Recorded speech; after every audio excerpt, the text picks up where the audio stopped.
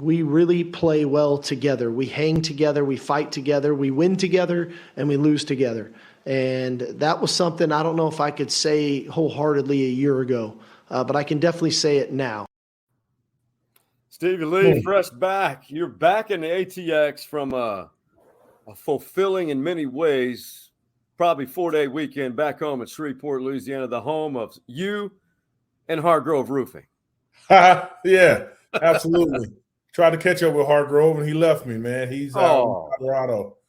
So I couldn't catch up with him. I wanted to play some golf while I was in Shreveport. I played golf in Shreveport. I just wanted to play with some friends.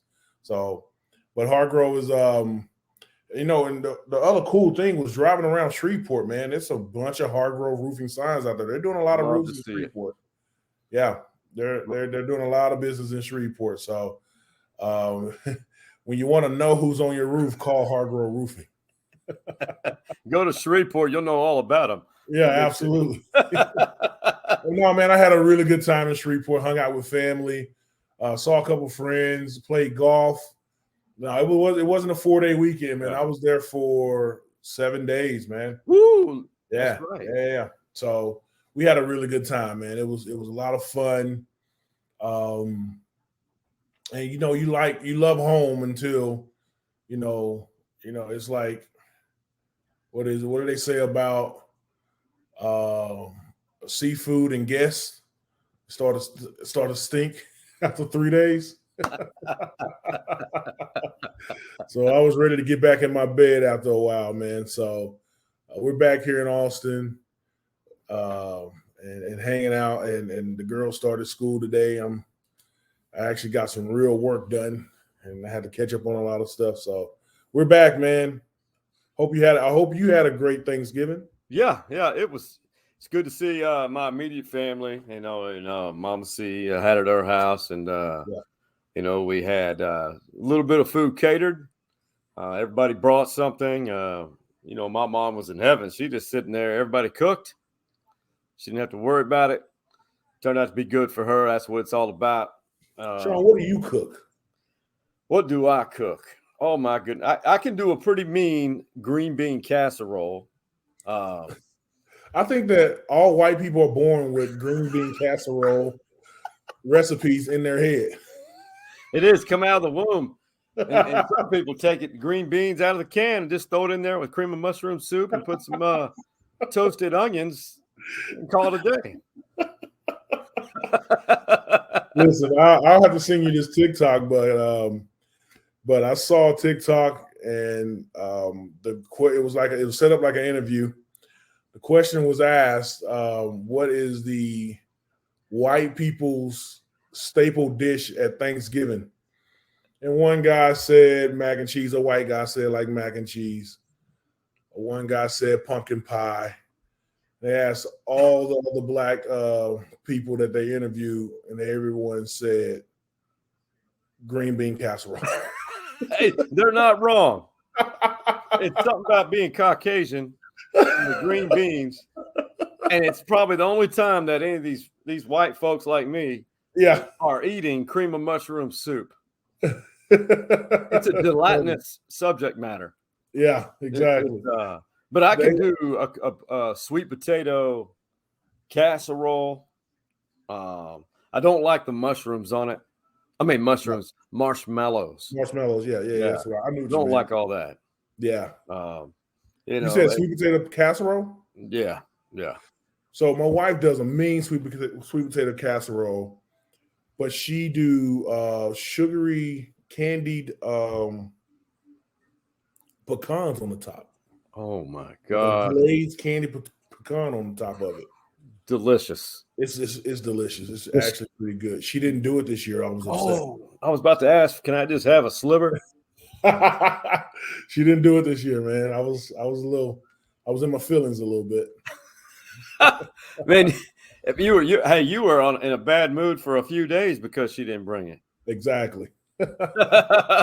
Man. But I will say it was a good time. I accidentally brought a bottle of Merlot because I was in a hurry, and I grabbed off my wine rack, and I meant to bring the cab. Merlot is okay. It's just a little too heavy. You know, I'm a Merlot guy. You're a Merlot guy. Yeah. I can see that in you. Yeah, a couple months ago when I was in Napa, and every winery we went to, they were like, "What do you want? What do you like?" And I was like, "Merlots." And they're like, "All right, we got it for you." I'm a Merlot guy. Let it breathe. Yeah, but I did have a cab yesterday. Oh, and today my wife poured me a glass of Decoy, a 2019 Decoy. It was delicious, really good. Does that have the logo of a duck on it? A duck on it, yeah.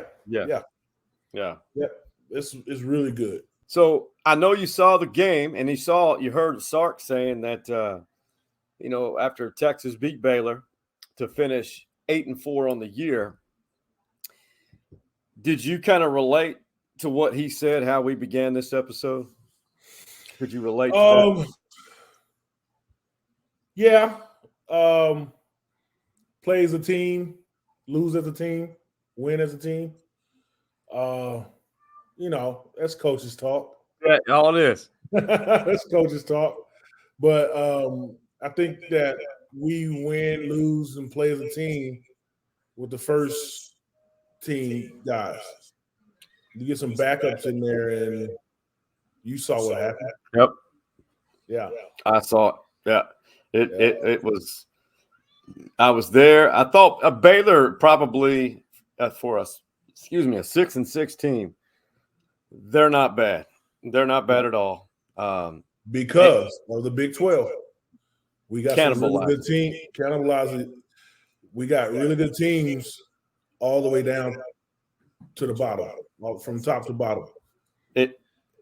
8 of the 10 teams are going to bowl games in the Big 12.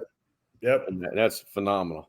That Baylor game, it was a good game. And I tell you, there were so many things we could touch on, but, I'll begin with this. It was, obviously more than likely Bijan Robinson's last game as a Longhorn at DKR.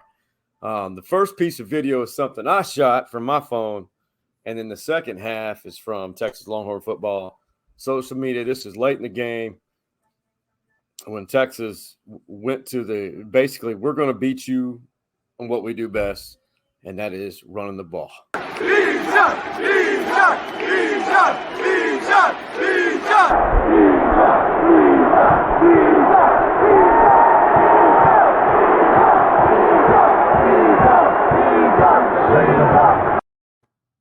Pretty cool moment. That was from Saturday Shorts. Another little short episode that is produced by us. That guy, he's obviously a member of the dynamic duo of running backs. His performance, this shows you how loved you can be playing at a school like Texas. Yeah. I felt everything when I saw that clip. I felt everything that he was going through. I did the same thing my last game. No one chanted my name, though. Can we reverse 20-something years? And Stevie. Nah, not at all. No one chanted my name, but it was very heartfelt leaving that stadium, man. I had only lost one game. Siri is repeating me. It's the government. Yeah. I had only lost one game in that stadium. It was against Arkansas. I had, fond memories of that stadium when I was being recruited all the way up until when I played there and all that stuff. So it was, it's tough leaving that place knowing it's your last game. When I saw his emotions, I knew it was going to be his last game, but when I saw his emotions of him leaving that stadium right there, I was like, yeah, he's gone. He can't. First of all, he can't show us anything else that he could do. The only reason he will come back is to win a Big 12 or national championship or even the Heisman next year. That's it. That's the only reason he will come back. But you got to go get your money, kid. So I understand, and I will defend him for leaving. I would even defend him for not playing in the bowl game. Yeah. I understand. You know what I mean? So that was actually pretty cool. It's pretty special. And if he doesn't play in the bowl game, he's done, right? So he's one of me now. You know what I mean? Alum. Yeah, he's an alum. Did he graduate yet? Was he working on his graduate? I think he's working on that. I really do. So he'll be a part of the T Association. He's a T man. So that's why I say I have a special place in my heart for these guys that are on the field, because they're going to be with me in the stands one of these days. It's pretty amazing. The kid is pretty special. He and Roschon Johnson. Any program in America would want both of them, not only because they're talents, but the leadership qualities, the intellectual value, the presence that they have. I mean, these guys are going to, as soon as they say, I'm done with football, they're going to be tremendous leaders at everything they do. Right. Absolutely. And that, I know you hear it all the time, dynamic running back duo, but I pulled up some numbers, and this is combined rushing and receiving for both Roschon and Bijan. And this is so far in their careers with only one game left. Roschon played his last game at DKR. The bowl game will be both their last. But listen to this. Combined, Bijan and Roschon, 6,825 total yards of offense. Wow. 67 total touchdowns.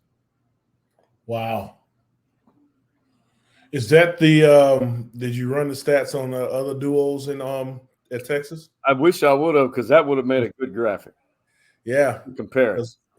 We had Priest Holmes and Ricky Williams, and we had who do we have? We had Selvin Young and Cedric Benson, Yeah. I think that was the only duos that we had. See, who was with Jamal Charles? Yeah, I was going to say that Jamal. I'm not sure. No, I think Jamal was the lone back. Yeah, at the time. You had in 2009, you had Trey Newton. Oh my God, I cannot remember. I cannot believe I'm forgetting. Yeah, who it was, but they had a Chris Obanaya in 2008 and Hills and Fozzie Whitaker, yeah, 2011. So to have an opportunity to hear Bijan talk about his now brother for life. So there is a clip that I put together from the broadcast, meaning from Roschon when he came in late in the game and Texas was imposing their will against Baylor late, putting that game away. Roschon and the Wildcat. And then the second clip is from a guy that on TikTok who I believe follows us on Stories Inside the Man Cave TikTok page, analyzing. Now watch number 70 in this video. Watch it from the broadcast version and in the back half of the clip. That's Christian Jones. And this is absolutely hilarious if you watch close. Play by Jalen Ford. They run it around the end. Johnson leaps the defender. Touchdown! Look at this D. Oh, shit. Oh, shit. Pancake. But not only pancake, but pancake was 8 yards down the field. Yeah. The DB, I'll give it to him for Baylor. He held his own for a little bit. Yeah. He kept his feet moving. Yeah, kept his feet moving. They were moving backwards, but they were moving. That's good stuff, man. So I'll show this soundbite from Bijan talking about Roschon. It was from Saturday Shorts again, and it was compliments of the Longhorn Network. I think that he's a guy that, you can look at for a program, and especially for Texas football, and be like, this dude did it the right way, the whole time he's been here. And, even when I came in, I respect him so much just for switching to running back. And then with me coming in and, having to take a role, and, he had to, kind of not sit back because Ro always been, but he just his selflessness and for what he does with this team and what he does for this team. Man, it's emotional for real, and I just respect him so much, and I love that dude to death. He's gonna be my brother, for life. Absolutely. Wow, that's absolutely powerful. Yeah, right? He's hopefully he finds a place somewhere in the NFL, or if he wants to keep playing. But he's a selfless player, right? Coming in as a QB, moving over to running back. Then having take the side car to Bijan Robinson, it's that's a hit on your ego, and staying here and playing it out because it's so much easier to transfer these days. Right. Like really easy to transfer these days. Back then, when I was playing, you had to transfer and then you sit out a year, you lose a year of eligibility and all that stuff, which was dumb. But nowadays they could leave and go and play right away now, So, but for him to stay, that's actually pretty cool that he's a Longhorn for life, for sure. Strong bond. They're going to go down. We're going to look back at this. Texas fans will. And just like, God, why could they have not experienced a championship? Because those are two guys who would be key pegs for any championship. So the offense, Texas finished with over 400 yards of offense against Baylor, over 200 yards rushing. The offense came out clicking after they were down 9-0. Mm-hmm. There were some miscues. Quinn, stats don't lie. People can say Quinn didn't look good, but I believe he was 12 of 16 passing. So Sark gave us some insight on when that call was made to say, what we want to do is not working. Mm-hmm. And if we don't, we're going to let this game slip away. This is Sark. He was very, like he is always, very transparent about decisions. We like to motion and do different things to create advantageous looks, but it wasn't an advantage for us today. We were jumping off sides. We were antsy. So it was like, okay, let's line up in a formation we're comfortable in, and let's go run plays that we literally installed on day one of training camp. Wow. Yep. Yeah, man. One. I got a lot to say about that. Please do. I got a lot to say about that. So implementing, I think there's a disconnect in implementing plays, right? And he's right. We got to implement new plays every week. Not new plays, but new wrinkles every week, right? There's a disconnect between what's going on in the coaches' heads and what they can put out on the field. And so going back to base offense and actually just using our strengths of just being bigger, faster, and stronger won us a game. You can't do that every time. You can't do that all the time. So, Quinn's numbers look good. They look good. Did he play well? I don't think so, right? He didn't play well. It was average at best. Yeah, exactly. I don't think that he checked down to reads like Shark wants. I don't think that he is very, very comfortable with play calling or the calls that are made, which is play calling, I guess. Yeah. So he's not confident in what they're calling. So you can tell how antsy he is when he drops back to pass, right? So Shark saw that, and he said, you know what? Let's go back to our basics, and let's just run the ball, dump it off here, dump it off there, run the ball. And it worked because if Ewers wasn't antsy, he wouldn't have had an intentional grounding while he's standing in the end zone. if yours wasn't antsy, he would not have rolled out of the pocket, held onto the ball too long to where he fumbled it and they scooped and scored. That's how you lose games. For real, how you lose games. Like you can look back at that and it's like game over right there. When you could have easily lost the game. Yeah, when your quarterback is rolling out of the pocket, everyone in the stadium is saying, just throw it away.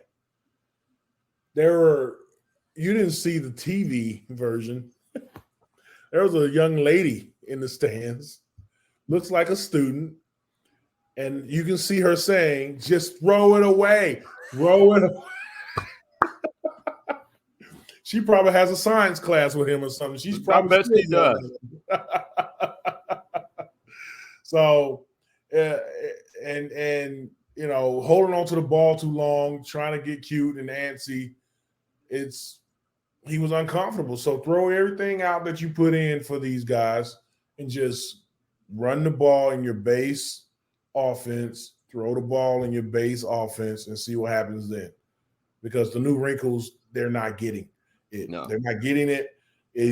Like I said, it's either the coaches have a disconnect with the players on what they need to put on the field, but it also could be, you know, our players are right here intellectually, and Sharp is way up here, and there needs to be somewhere we need to bridge that gap, you know? Yeah. Because he's supposed to be this offensive genius, right? But, you know, you can be an offensive genius all day, but if you can't translate it to the field, then what good are your words if I can't even hear you, you know? So do you think let's stick to Quinn. I know it was game 12, but we've seen this trend after his injury. He had one decent game, average, bad. Mm-hmm. Do you think it is literally something that from year 1 to year 2 that not only do you expect it, but have faith that he will acclimate and it'll become more second nature to him?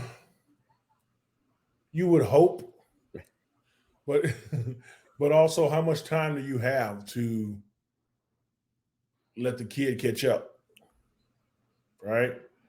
So you either gonna slow yourself down to let him catch up, or you're gonna abandon ship, you know, and go to Malik or go to Manning as a true freshman, you know. Yeah. You know, so you know, we gotta really figure out this off season and through these bowl practices. This is why I tell you that bowl practices are really, really important, because these guys can practice from now all the way up until the bowl, which is a month from now. Is that correct? Yeah. It's a month from now. So they got a whole month of practicing and implementing and getting ready for the bowl, but also getting ready for next spring.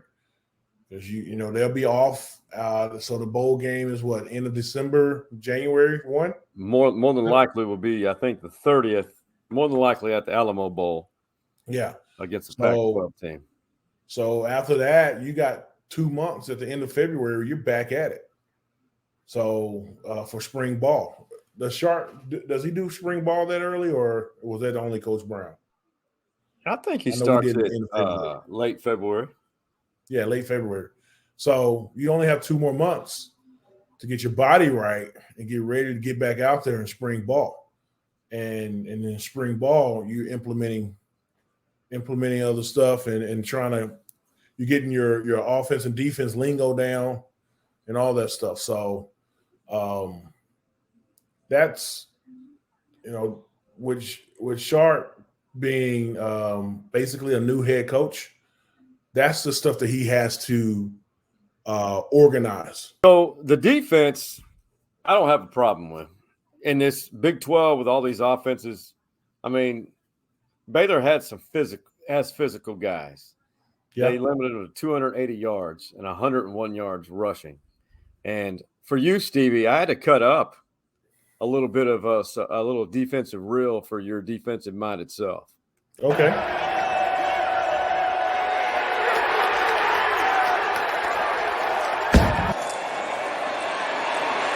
Chapin tripped up and sacked. Chapin sacked back at the 38-yard line. All kinds of time. Chapin picked off at the 40, and it's coming back the other way. Jalen Ford. That guy. Love it. I hope he comes back. But there's a possibility that he leaves. I mean, if he wants to be picked up in the later rounds, he's an NFL talent, Stevie. I know we disagree about it, but okay. I feel like if he comes back, he has a great opportunity to hit his ceiling. Okay. I don't think he's met his total potential. I think he's a great linebacker. That still has areas to improve on, and that's scary to me. I mean, that's not scary. That's encouraging. Was he on any watch list? Not to my knowledge. Yeah, no, he needs to come back. He's made a play, a game-changing play in almost every game. I hear you, and I understand what you're saying. I think there's some more development in there for him. Correct. Yeah, because he had 4 interceptions. He could have had 6. May have had 8. Yeah, may have had 8. But now, I'll tell you this though, Sean. If you go back and look at all of and do analytics of where the passes are caught in our defense, we're like a donut. We're sweet around the outside, but there's a hole in the middle. Now that's a good counterpoint. Yeah, there's a hole in the middle, and who's covering that hole a lot of the times? 4-1. Yeah. So he's good against the run defense. He's good at blitzing. He's good at getting to the ball, but he may need to work on some coverages. Yeah, because linebackers got to do it both. I agree with that 100% because and also D-line for next year, you would think Tavondre Sweat will return. Murphy, and there's some other ones. They're going to lose some guys like Snacks. Yeah. Just one though.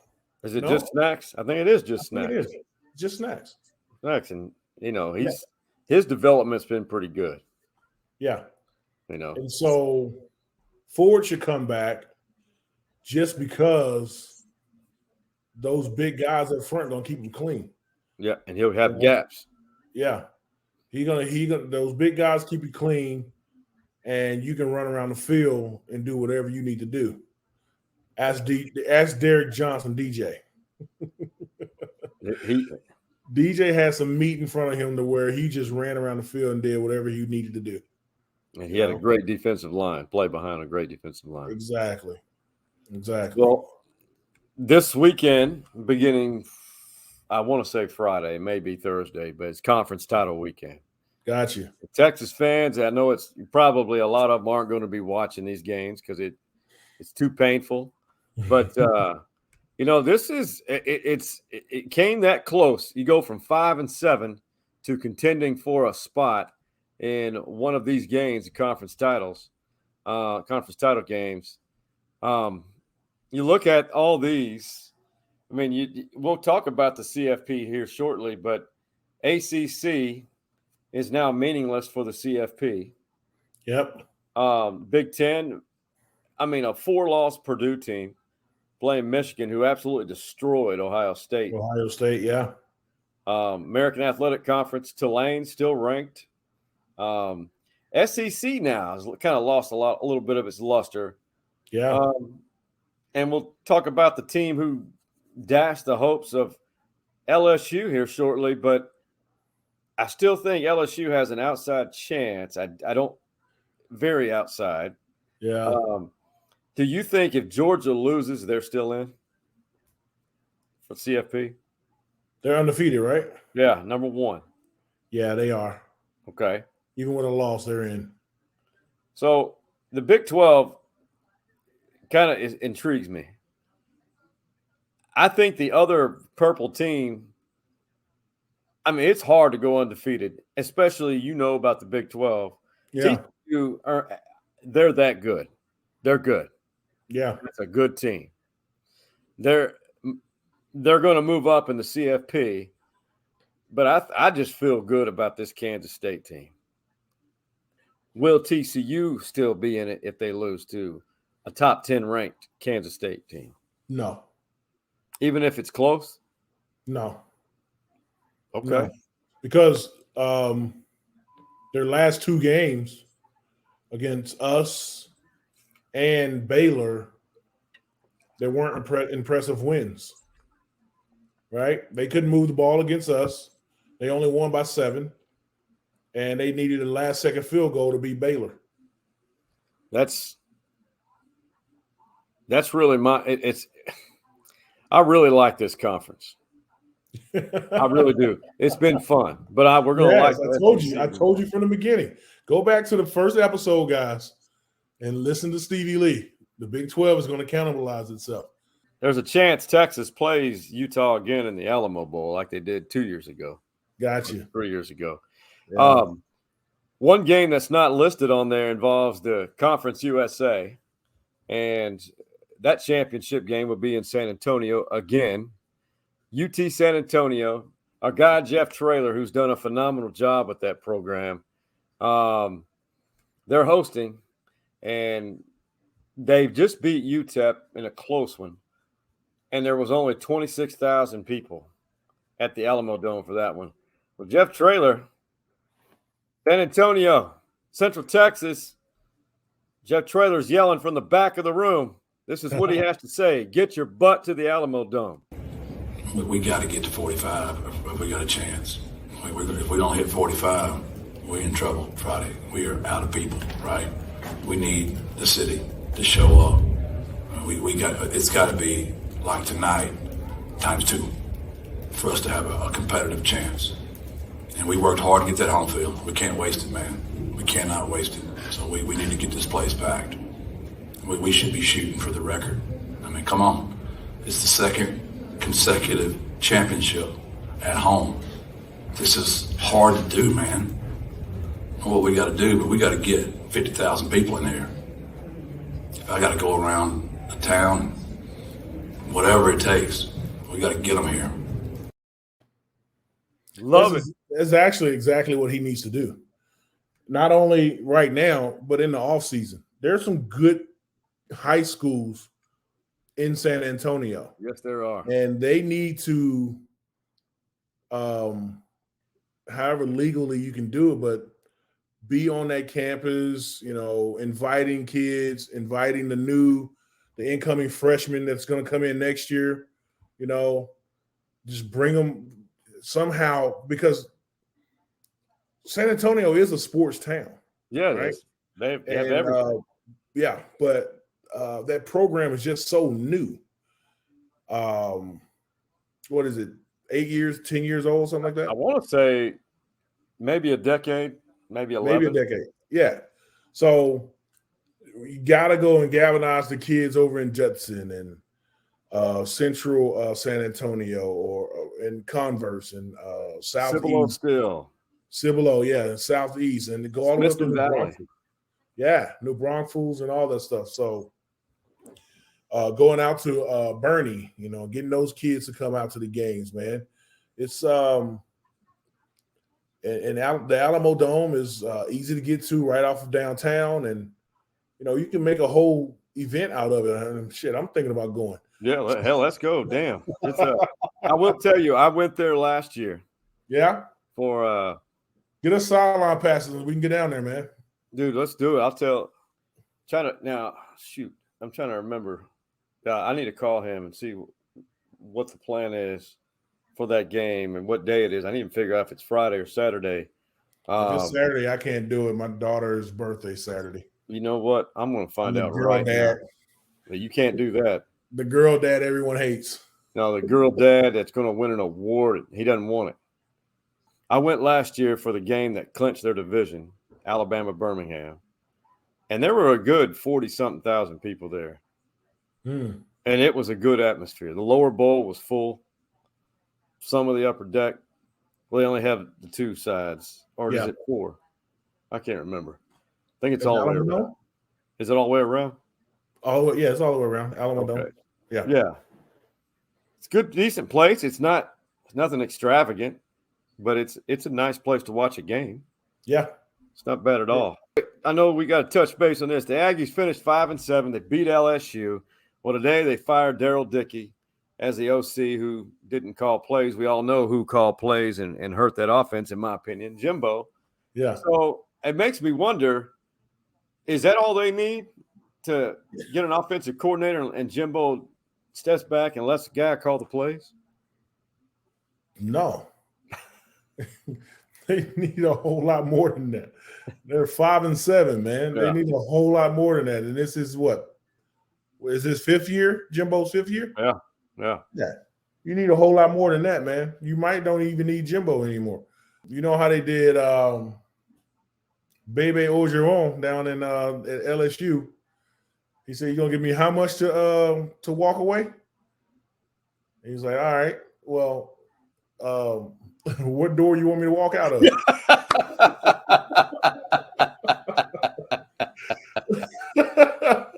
All right. Yeah. Thanks for the check. I'm gone. Yeah. The CFP will be announced, and it's going to be interesting because there's been some upsets from last weekend. I think it's the second best weekend of college football so far. And here it is. This is what I project. Georgia, Michigan, TCU, USC. Outside looking in, Kansas State's on the bottom tier of the outside looking in now. Alabama's still hanging around. Ohio State's right there on the fringe. So, and Tennessee. Does Alabama jump Ohio State? No. Ohio State's undefeated, right? Ohio State has that one loss last weekend to Michigan. Yeah, I mean, that's what I meant. I'm sorry. Yeah. Oh, yeah. Before that, they were undefeated. Yeah. Right.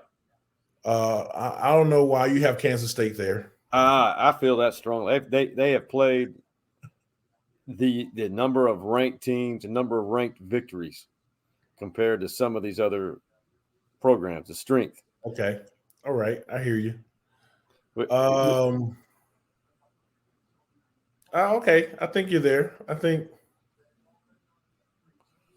Well, I don't know, man. Ohio State,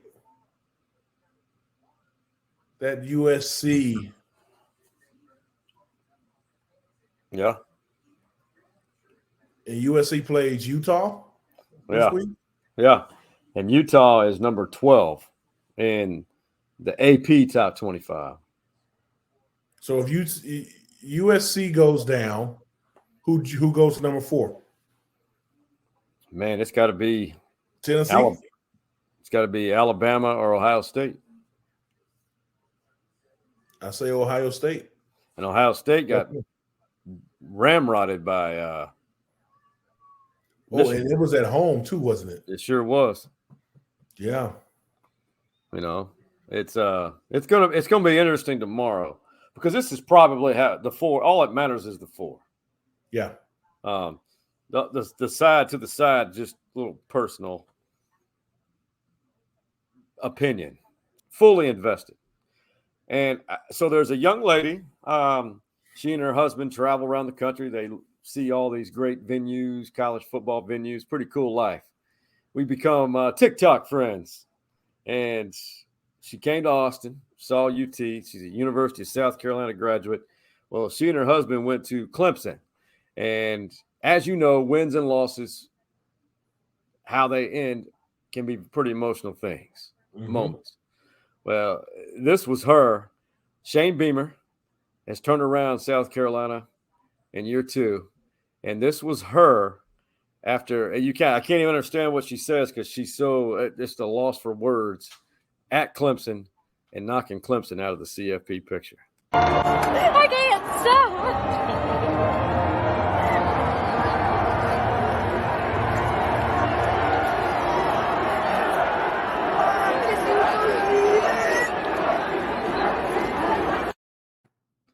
Wow. And she's wearing a TCU hat. Saw that. Wait a minute. She's a Gamecocks fan. Yeah.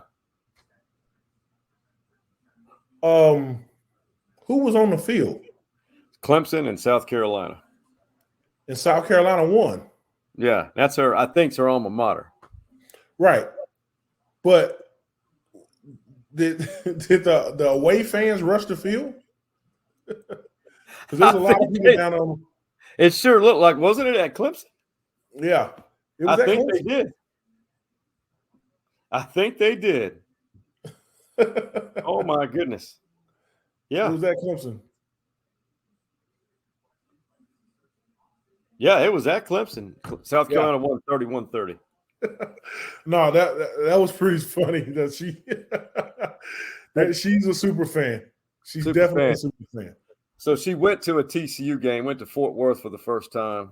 Gotcha. And I'm pretty sure that's where she got that old school lid. I love to see it, man. I love college football. The kids are passionate. The fans are passionate. And it just riles you up. It's sad that it's almost over. I know it. I get depressed. Yeah, I get my fix whenever I go watch fall ball. I get my fix when the season's about to start up and I go early August and go watch the kids play and practice and all that stuff. So I get my little fix a little bit better than everybody else. It's that smell. You can't replicate it. Yeah, no question. Yeah. Hey, brother, we're going to take a quick break, but on the other side, we're going to talk about coaching changes. It's coaching change season, the portal, and what happens if you take a baseball to the nuts? Oh. That's on the other side of this break.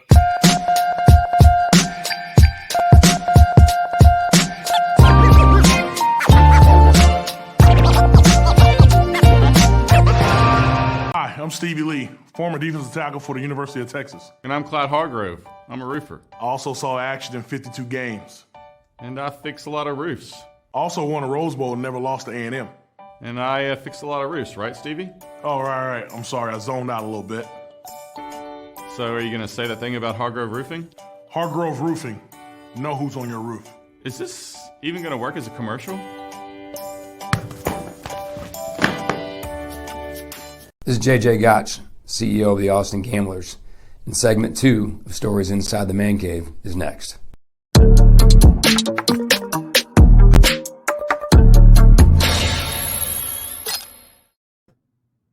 We them boys. We them boys. 8-3, Stevie. Face the Colts Sunday. Dallas Cowboys. Did you have a chance to see them on Thanksgiving? I did. The Giants. And the two lost. They beat them twice this year, right? Already. I have no idea why I don't know that answer. I should know that answer. Yeah. And I call myself a fan. It's hard to beat a team twice in 1 year, man. So, I was talking to my wife. She said, you want to get excited for them and you want to get excited for Dak, but the Dallas Cowboys always find a way to be the Dallas Cowboys again. They do. But I'm optimistic right now. I am very optimistic. I'm officially been sucked in again. Yeah. After I vowed 3 years ago that I wouldn't do it again. But here we are. We're believers. I believe in the Cowboys. I think we got something going, Stevie, and let's keep the faith. Yeah. Cowboy up. Let's go. Cowboys got all the pieces. Maybe they'll have OBJ on the roster soon. Maybe. Oh, my God. So it's the season of change on college football coaching staffs and the beloved transfer portal. And these are just a few faces that a lot of people can relate who have been changed or removed from their position or have taken new jobs. We'll begin right there. Jake Spavital, Texas State. Just my opinion here. They had an AD change to last year, I think. Well, he was told, I want to defend him to the end here. He was asked that they need to win immediately. COVID hit too. So he hit the portal and transfers. All right. So he's doing what was asked of him. Right. We had a 13-35 record. Did his best. I know coaches can say they did their best, but I know you got to build from the high school up. And I don't know what his relationship was like with the Texas high school coaches, but he comes from a high school coaching family in Oklahoma, so he knows the value of high school coaches. Right. Hate to see it. How about Hugh Freeze leaving Liberty, going back to the SEC? From he was at Ole Miss, got in trouble there, I believe, and now he's going back to Auburn. Going to Auburn. Going to Auburn. Matt Rule, NFL experience didn't work, but will it work at Nebraska? Yeah, it can. I think Cameron, what's his name? The quarterback that left us. Casey. He's showing glimpses of actually being a good quarterback. Oh, he can be good when his thumb's not tore up. Yeah, exactly. He has a good foundation with him, but we'll see.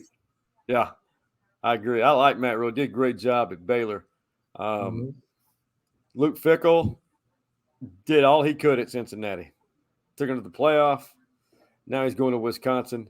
The other one, as you see on the right, just people know him. Texas played Tulsa. Philip Montgomery, I think, was a part of Art Briles' staff at Baylor. Left, took the head job at Tulsa.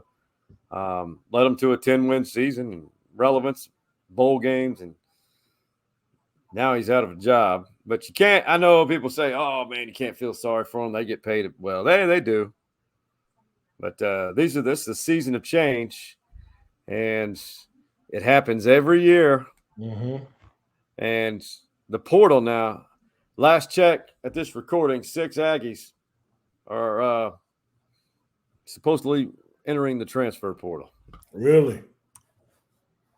6 of them. I've got to ask you, and you don't have to name names. Have you heard anything that would lead you to believe or confirm that Xavier Worthy is leaving Texas? Man, the only thing I heard was him scrubbing his Instagram. Yeah. And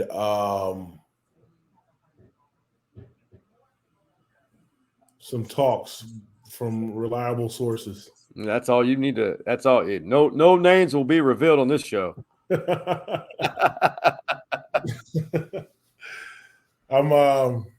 Sources say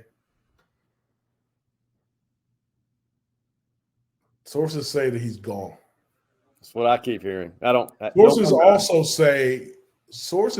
say good riddance too. Like, Worthy's a good player on the field, but there's some drama that comes along with him. Apparently, he made $800K in NIL money. Doesn't surprise me. $800,000 for a kid. And so apparently he made that much, but also it's also baggage. Let's just leave it at that. Needs to grow up. Yeah, absolutely. Only thing I know, and I still have not confirmed this. I just know that he was. I don't know this. I was told that he allegedly it was him.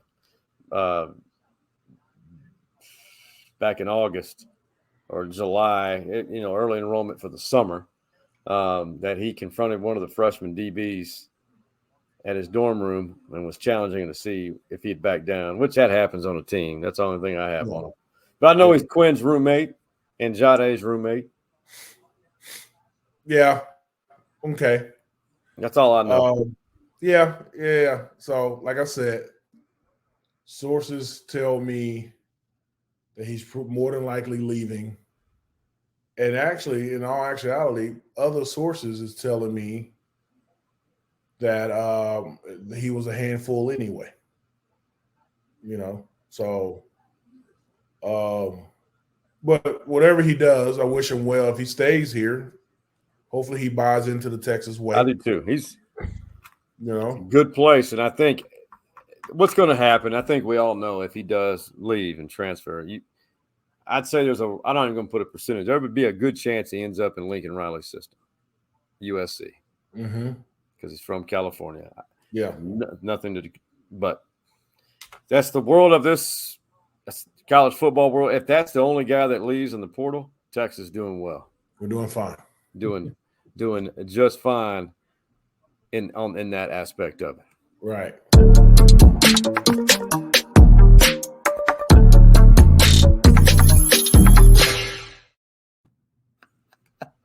We're going to do a little manscaping. We're going to do it quick.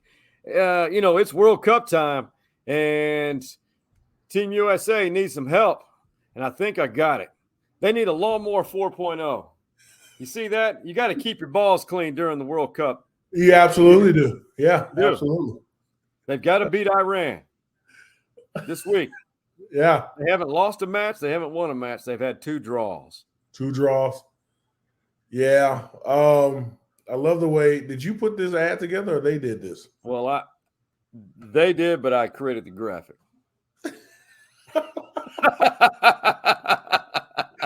That's good stuff right there, man.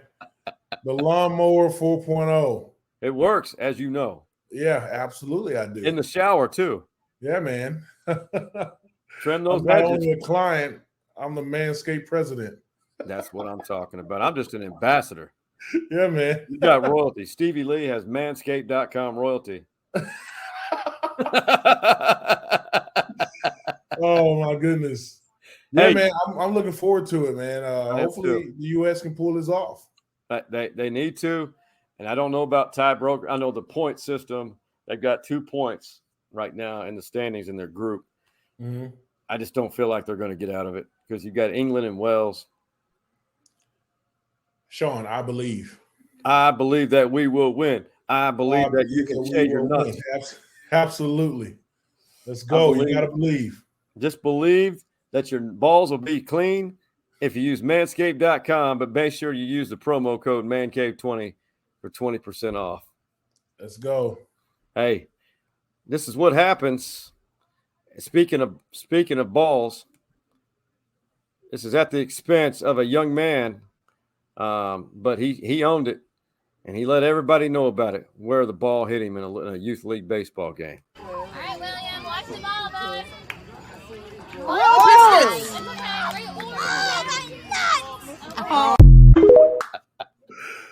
Oh, my nuts. Everybody felt that pain. Every man has felt that pain right there, man. So it doesn't discriminate with age. No question. I feel like the next time I get hit in the balls, I'm gonna yell, "Oh, my nuts!" Just like that. Because it's gonna happen again. It is. There's no doubt about it. Yeah. No doubt about it. Yeah. That I saw that and I said, that's got Stevie written all over. Hey, man, tell me something good.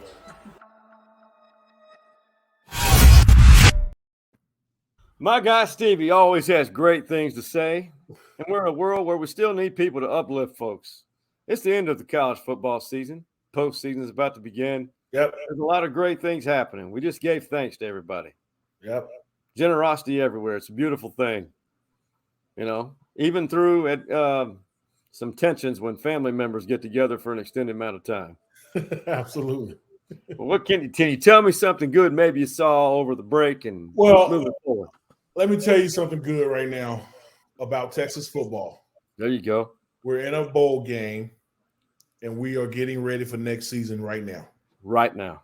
Right now. We're getting ready for next season right now. This is amazing that we didn't have a bowl last year, remember? Right? Horrible. We missed a whole month of practice. Let's see what coach can do with these kids with a whole nother month of practice. Finish it out at the end of December. Go into spring ball. Let's see what we can do. Guys, we went from 5-7 last year, right? Yeah, we were outside one game. 5-7 last year to 8 and where we were 8-3. 3-game change. Mm-hmm. Different. That's a leap. It's a huge leap. And we can hit a 9-win season this year if we win the bowl game, right? And we had an outside chance to get 10 wins, last week. So that's something good. We're building, guys. we're building. And we're building with some pieces that need to still go, you know? Yeah. So challenging these kids this offseason, challenging the coaching staff. I think that we got to get our DBs on the right page with the linebackers. The whole defense was great this year, but it can be better because we saw holes, right? Yeah. The offense going to start learning and hammering in plays. The offseason starts right now for next season. And so I feel really good about that. I don't see us going backwards. I see us going up. And this is actually a decent season if we're 8-3, guys. We're 8-4 right now, right? Right. Yeah. We're 8-4. We're sitting here 8-4. It's a decent season, guys. It's a decent season. 6-3 in the Big 12. 6-3 in the Big 12. We got to change that. But it's we're on our way, guys. So hang in there. I think we're in for a hell of a ride next season. Think so. And then 2024 is the year. 2024 is the year. That's what I'm saying. Okay. I'll tell you something good, man. This for me, for everybody who just loves it. High school football, we're getting into that fourth round of the playoffs. Yeah. Halfway to Jerry World. All right. You got that. So I got to see the Texas men's basketball team in person at the throwback game at Gregory Gym on Saturday evening. Okay. Coolest damn thing I've ever seen. But I'll tell you this. I love mid-major college basketball. Stephen F., when they made those NCAA tournament runs, we're trying to do it again. But I want to tell you what I saw. Don't hesitate. Plan ahead. You've got to see this Texas men's basketball team. Yeah. This is legit. A legit team. I don't think they have these prima donna cancers. I think these are all ballers who have that team concept. They'll hit a spell like all teams do. Yeah. They're now number 2 in the country. Okay. Absolutely. This is a legit basketball team. And when I said plan ahead, you kind of have to now because they're playing at the Mood. Don't worry about the price. Well, I understand worry about the price, but right. Plan ahead. Yeah. See some good basketball in a good environment. This Texas men's basketball team and women, both the Final Fours are in Texas this year. Oh, goodness. I didn't think of that. Yes. Yeah. Yeah. Well, let's do it then. Yeah, we got to catch some games, but it is hard to get a ticket for the men. I'm not going to hide that. That's the truth. Yeah. Plan ahead. Yeah. Stevie. Absolutely. Man, we're here for the people, and we're going till 10:30 at night, and I love it. Is it 10:30? Yeah, because we're having too much fun doing this. Too much. Too much fun.